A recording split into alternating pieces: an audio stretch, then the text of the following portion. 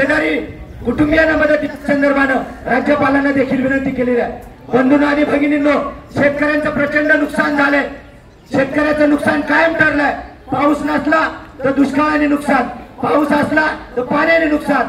दोन्ही पद्धतीने शेतकरी आपला सगळा शेतकरी भरडला जातोय।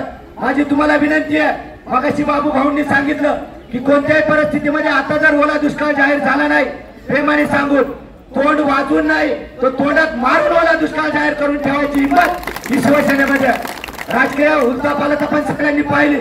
मागच्या 3 महिन्यापासून या देशामध्ये काय परिस्थिती आहे, या राज्यामध्ये काय परिस्थिती आहे। हे शेतकरी पंतप्रधानांना शुभेच्छा देऊन स्वतःचा आत्महत्या करतो, इतकी वाईट परिस्थिती या पूर्व काळामध्ये कधी झाली नव्हती। आमच्या तालुक्यामधला शेतकरी सदन नाही, परंतु तो भासवला जातोय की तो प्रचंड सदन आहे। आपण जर आमच्या सगळ्यांचे सातबारे पहा, काय सातबाऱ्यांची परिस्थिती आहे। सगळ्यात जास्त कर्ज पुणे जिल्ह्यातला असेल तर जुन्नर तालुक्यातल्या शेतकऱ्यावरती आहे। इथला शेतकरी प्रचंड अडचणीत आहे। ओला दुष्काळ जर जाहीर झाला, कांद्याला बांध द्यावा लागेल। त्याचप्रमाणे आमच्या या निवेदनामधून मागणी आहे की कोणत्याही परिस्थितीमध्ये 100% ओला दुष्काळ जाहीर झाला पाहिजे। शेतकऱ्याची जी वीज बिलं ती 100% माफ झाली पाहिजे। तातडीने बागायती पिकासाठी 1.5 लाख रुपये, जिरायती पिकासाठी 1 लाख रुपये, त्याचप्रमाणे या कर्जावरील व्याज 100% माफ झालं पाहिजे। जे कर्ज आहे त्याचं पुनर्गठन झालं पाहिजे।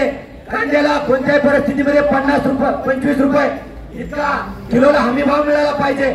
मागच्या 4 महिन्यामध्ये शेतकऱ्यांनी कवडीमोल भावाने कांदा विकलाय, त्याला 5 रुपये प्रति किलो प्रमाणे सानुग्रह अनुदान दिलं पाहिजे।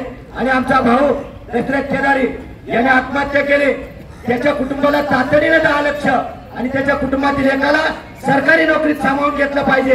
त्याचप्रमाणे तालुक्यामधल्या रस्त्यांची खराबी आपण पाहिली, सार्वजनिक मालमत्ताच्या खराब झाल्या, त्या सगळ्यांची तातडीने दुरुस्ती झाली पाहिजे। अशा प्रकारची मागणी या मोर्चाच्या निमित्ताने आम्ही करत आहोत। खरं तर अगदी